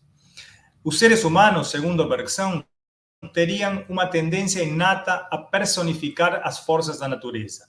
A faculdade de fabulação é a que nos leva a criar representações fantasmáticas dessas forças sob a forma de espíritos e deuses. A tal ponto que essas fabulações podem se tornar tão vívidas e acosadoras, imitando a percepção real. Por mais que a fabulação tenha surgido de uma necessidade vital, que era a de nos proteger contra certos perigos da inteligência, é evidente que tem aqui um aspecto negativo, ligado às crenças e à superstição, cuja função era assegurar a obediência em uma sociedade fechada. Não obstante, com Deleuze, assistimos a uma reformulação positiva do conceito de fabulação, na medida em que este passa a vincular-se com o projeto de inventar um povo por vir. Os artistas ativistas querem criar a arte para o povo, mas qual povo? Se o povo é o que falta. Não há povos pré-existentes. Então, a ausência deste coletivo autêntico os leva a inventar um coletivo futuro, projetando no real a imagem da sua própria vida, fruto da intensidade com a que cada artista projeta no mundo o desejo de produzir uma imagem de si mesmo e propagá-la para além da sua morte. Bom, dessa maneira eu termino minha comunicação, só colocar o slide final com um e-mail de contato por qualquer questão ou dúvida. Muito obrigado.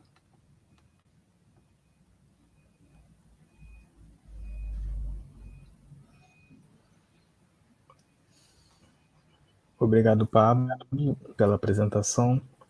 Excelente apresentação. Agradeço e parabenizo a todos pela participação no evento, pelos trabalhos apresentados. Foram todos trabalhos muito interessantes. E agora a gente vai abrir um momento para as perguntas que os ouvintes do chat colocaram. Na primeira pergunta, e geralmente as perguntas são endereçadas para um comunicador, mas quem quiser comentar também pode ficar à vontade. A Débora Morato, ela coloca uma pergunta para o Dani. Ela diz assim: há uma espiritualização, talvez problemática, dos sentimentos profundos em Bergson, embora a intuição, que é emoção e criação, seja identificada a uma experiência. Em outros termos, qual é o lugar do corpo nessa profundidade? Bom, obrigado, né, para a professora Débora pela pergunta. Realmente é uma pergunta que vai direto ao ponto de uma questão que eu estou me debatendo já há muito tempo.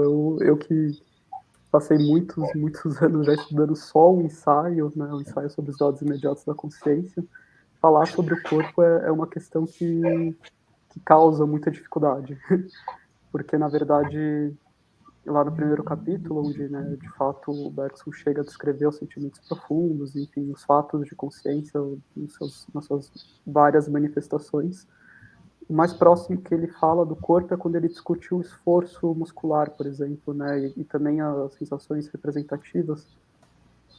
E, enfim, a minha tendência, na verdade, é ler, por exemplo, nesse momento, ler uma mudança de perspectiva do esforço para a sensação do esforço, e que essa seria, na verdade, a reviravolta que o Bergson opera. Então, na verdade, ele volta de novo, ele vai de novo para uma interiorização maior do próprio esforço muscular, para a sensação do esforço muscular.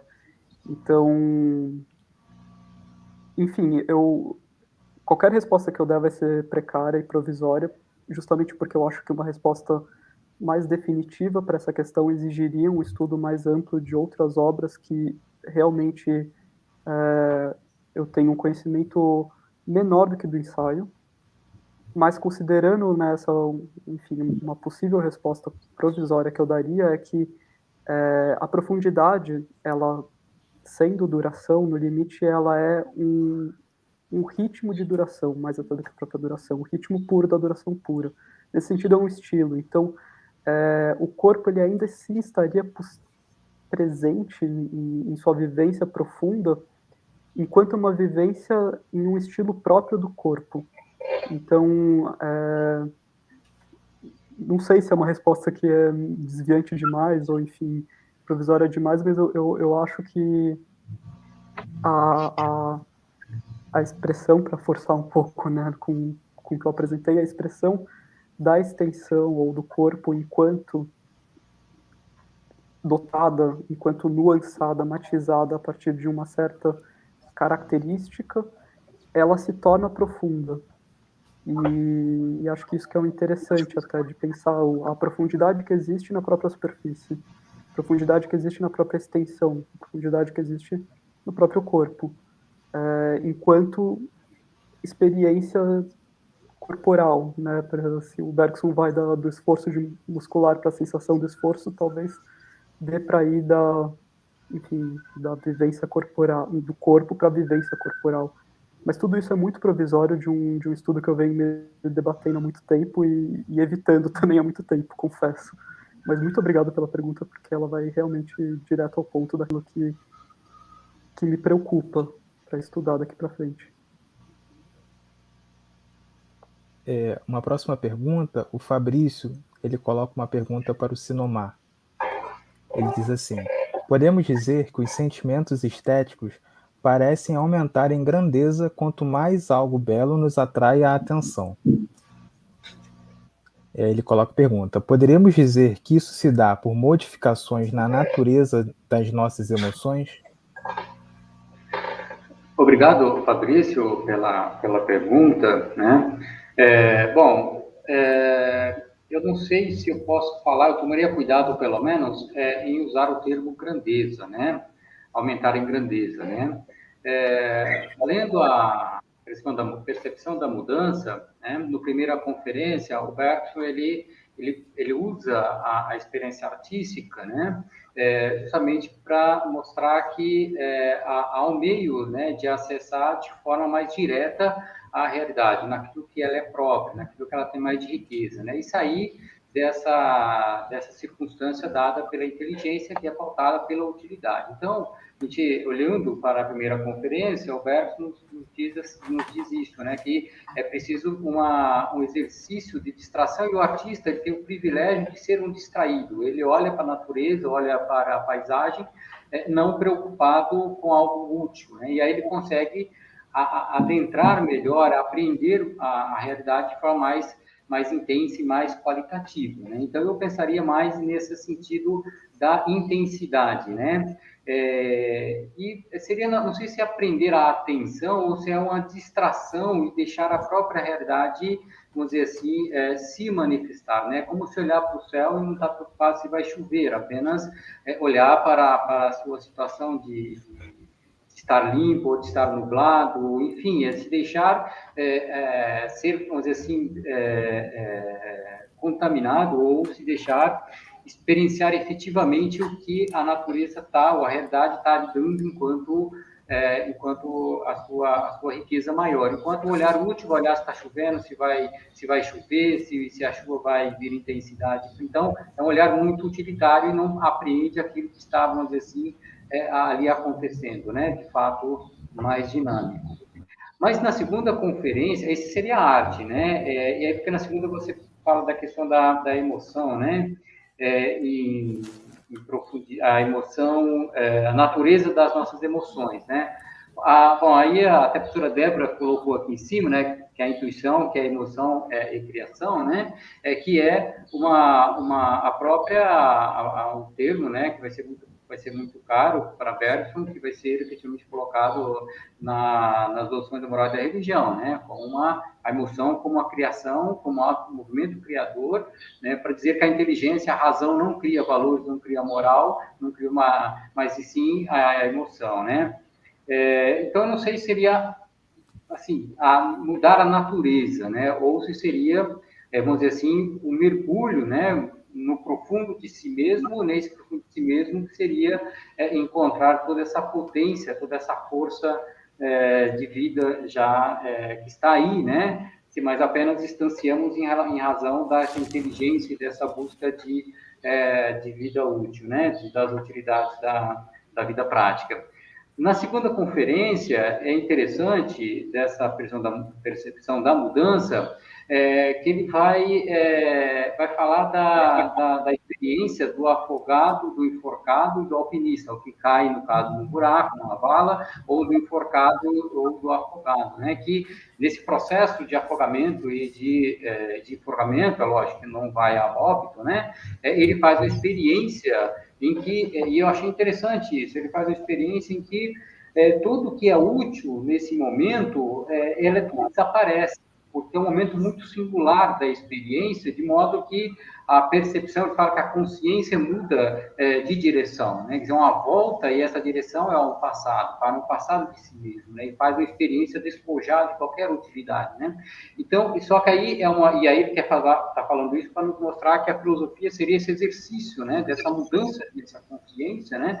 E que se encontra que esse passado vivido e, ao mesmo tempo, atuante nesse presente agora, né? Então, na verdade, enquanto a arte nos colocaria numa maior experiência, numa experiência mais rica, mais qualitativa, mas ainda no presente, né? A experiência filosófica, usando esse artifício, né, para pensar a questão dessa profundidade do afogado ou do enforcado, essa volta para esse passado, mas esse passado que se encontra numa vivência, nessa vivência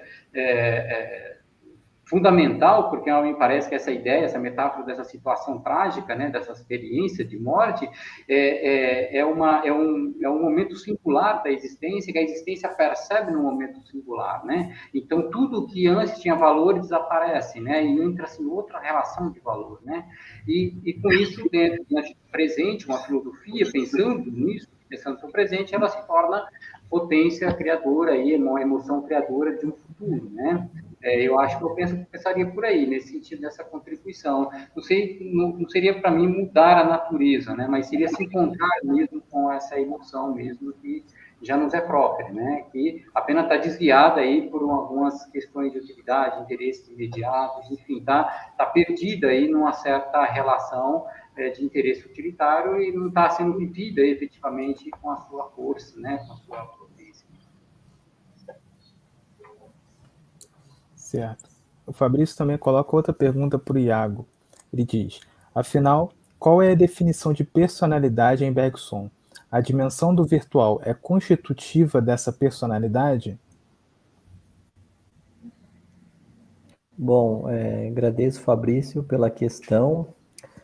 Essa é uma questão difícil, porque o Bergson, ele não, me parece, né, que ele não tem uma concepção assim muito fechada do que seja a personalidade, né?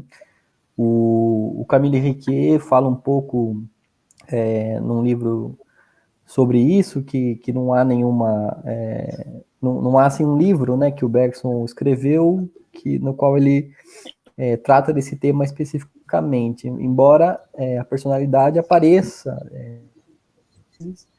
na filosofia do Bergson de uma maneira assim, com outros, entre outros problemas, né, a questão da liberdade, da causalidade, enfim, nas conferências de Edimburgo, o Bergson fala que a personalidade é uma continuidade de mudança, então me parece que ele aproxima um pouco, né, a personalidade, a noção de duração, então isso implica pensar o passado, né, implica pensar uma série de coisas e me parece essa noção também de virtual.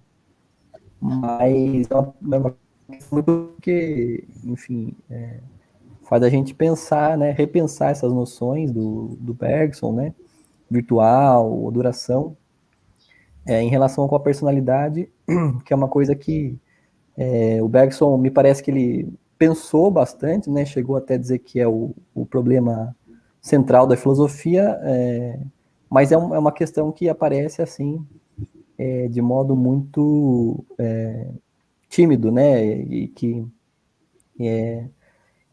ele, enfim, não explora em nenhum livro, mas que está ali na filosofia dele, né? E eu acho que o que ele propõe é uma teoria da personalidade, né? Mas também não é um filósofo que se preocupa muito com nenhuma definição, né, do que seja pessoa. E esse tema está ali presente na filosofia dele, né? Em um diálogo com a psicologia também. Né? Obrigado pela questão. Certo. A professora Débora Morato, ela coloca outra pergunta, dessa vez para o Pablo. Ela diz: no fundo, o que Deleuze encontra na função fabuladora é a potência humana de reencontro com a vida. A fabulação é fundada no instinto virtual, mobiliza no campo da inteligência a potência da vida, inventividade e criação, pois o instinto é a continuação mesma do movimento vital. Ele é simpatia. Assim, Deleuze libera uma potência imanente a um conceito bergsoniano e o direciona para outros alvos. Assim poderia ser pensada a transmutação que você cita. E embaixo ela complementa: a potência liberada por Deleuze parte da noção que os dois filósofos parecem compartilhar, a vida. Bom, primeiramente, uma surpresa encontrar a Débora aqui. Prazer também, uma honra. É uma pergunta com uma afirmação, né, de que a vida seria aí um elemento comum, né, a imanência da vida. Eu concordo, eu acho que sim, né, que Deleuze, e ainda como bergsoniano, minha leitura sempre foi bastante bergsoniana do Deleuze, né? Vejo essas coisas, como que ele... agora, depois eu vou falar do que é essa transmutação, mas como ele retoma, né, conceitos, não só do Bergson, de outros também, mas relabora, pega uma parte.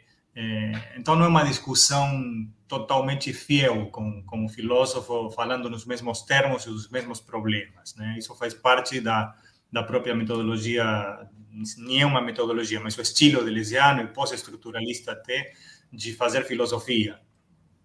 Teríamos que colocar também Spinoza e Nietzsche como três jogadores, né, ou intercessores a favor da vida. Então, não só o Bergson, mas há uma carga de otimismo, de potência de vida que vem desses três, né, do Nietzsche, do Nietzsche é meio problemático, mas do Bergson acho que fica mais claro com a noção de imanência.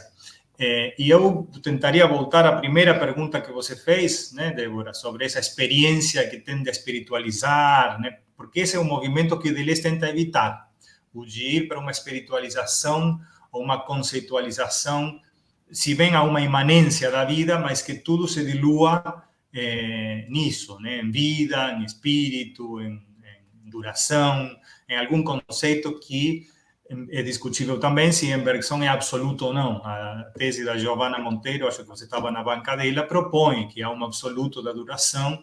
Eu acho que aí seria a divergência com Deleuze, né? Então, a transmutação é deslocar o problema do seu fundo original, porque o Bergson ele tem a própria solução dentro do que é o problema da religião. Essa parte da fabulação, que eu chamei aí de negativa, porque cria superstições e tal, apesar de que a invenção é maravilhosa, né? A invenção de deuses, e a mais antiga que temos, a mitologia, tem uma solução positiva. O Bergson tem uma solução positiva, que é a religião dinâmica, o misticismo, o contato direto com o elan da vie, com o elan vital, e essas coisas são as que Deleuze tenta, não sei se evitar, mas não falar dessa maneira, que no momento de Bergson, acho que foi uma explosão espiritual, do espiritualismo, e que depois, bom, nos anos 60, teve uma rejeição, né, desses aspectos espiritualistas, que também não são dessa maneira, são sempre parciais, né? Sempre, o Bergson tem um dualismo, bom, no caso de Matéria e Memória, tem os dois, tem o materialismo absoluto, que seria o materialismo do primeiro capítulo, que é o que o Deleuze vai usar, né? E tem um espiritualismo da memória, mas que isso tem que ser bastante acotado e compreendido para não cair numa crítica infundada, né?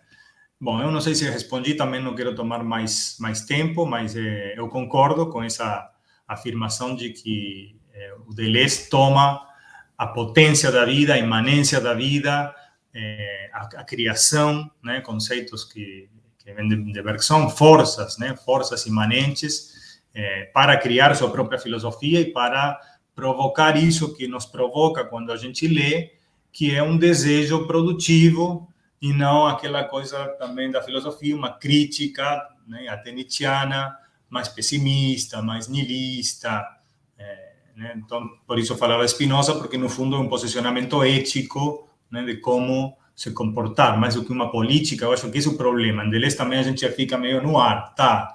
A criação fabuladora, vai para a doença mental também, então, mas não tem que ir lá, não tem que passar o limite, porque senão a gente pode ser, quer dizer, ele fala dos escritores, a maioria são todos, tiveram casos, né, diagnósticos de doenças mentais e tal, então a gente fica também no ar com essa proposta revolucionária, política, de que onde que ele está, né? Que artistas são esses que vão inventar o povo que falta, o que estão inventando com Glauber Rocha, aquela coisa da experiência, né, que você falou também, a experiência de ver um filme, hoje, um filme dos anos 60, pode ainda reviver esse impulso de vida, esse impulso revolucionário de afetar os outros, né, afetação também, um conceito spinozano que poderia ser pensado como simpatia, enfim, são vários cruzamentos aí que a sua pergunta me desperta. Obrigado, espero também ter respondido de alguma maneira.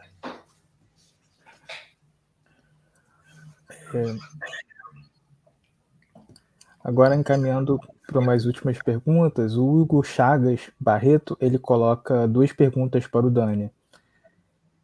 Primeiro ele diz assim: quanto à convergência entre método e meditação, Bergson diz em Introdução à Metafísica que a intuição é primeiramente o conhecimento íntimo do espírito pelo espírito, e subsidiariamente a isso, o conhecimento pelo espírito daquilo que há de essencial na matéria.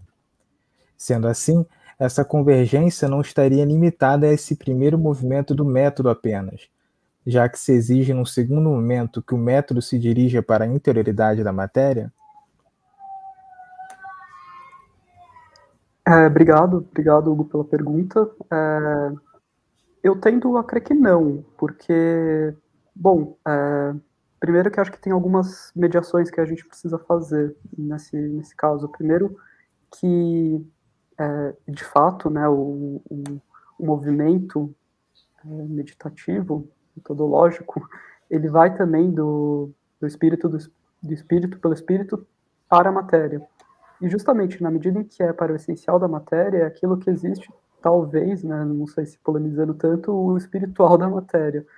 No limite a duração, né? Porque, voltando nas mediações, entender quando ele fala, como o Bergson fala, que é esse conhecimento, esse contato, né, imediato do espírito pelo espírito, ele está querendo dizer que, na verdade, é a convergência entre os ritmos de duração. Porque o espiritual, profundamente, é duração. E aí é reencontrar a duração nas coisas. E aí, por isso, quando eu comentei brevemente o trabalho do Lapujade, ele acaba sendo muito determinante, porque ele diz que esse movimento, entre aspas, segundo, seria justamente o da simpatia, que a intuição seria, né, esse conhecimento do espírito pelo espírito, e a simpatia seria, por um processo analógico muito particular ao bergsonismo, você estender a descoberta e você propriamente descobrir na matéria a duração. E nisso você estende o alcance da intuição, fazendo dela propriamente um método. Agora, por que isso não trinca a possibilidade de convergência entre método e meditação? Porque justamente uma outra mediação que a gente precisa fazer é que se a simpatia ela é, entre aspas, segunda em relação à intuição, pelo menos a maneira que eu leio os comentários do Lapujade, esse ser segundo não é enquanto um momento quantitativamente, como em um tempo homogêneo posterior. Senão a gente acaba fissurando a própria duração. Então, é um momento qualitativamente distinto, mas não posterior propriamente, no sentido espacializante do tempo.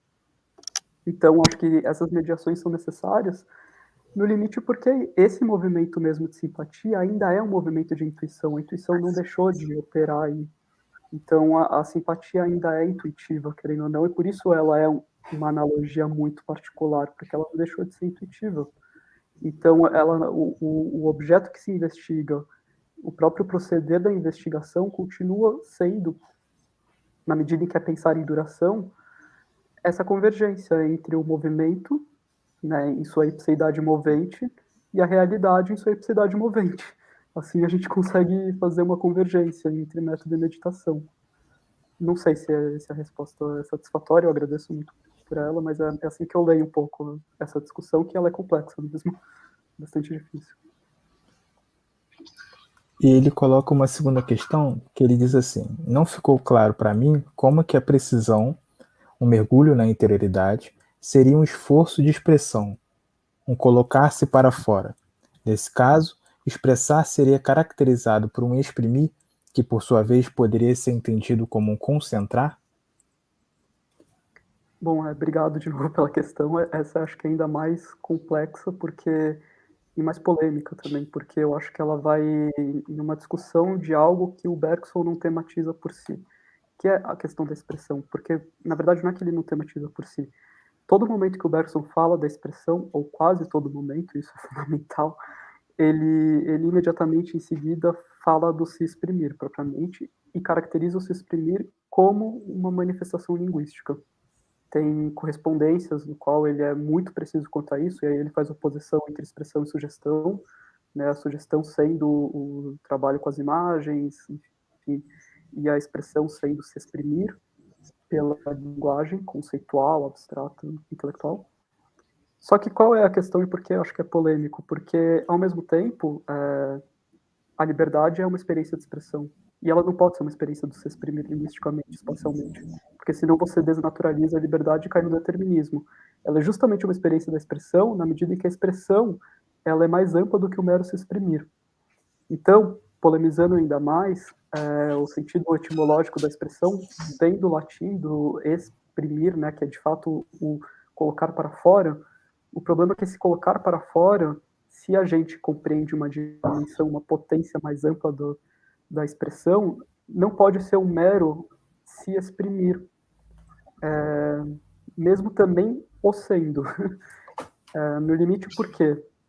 O movimento de imersão, de mergulho, ele é ao mesmo tempo um momento de emersão.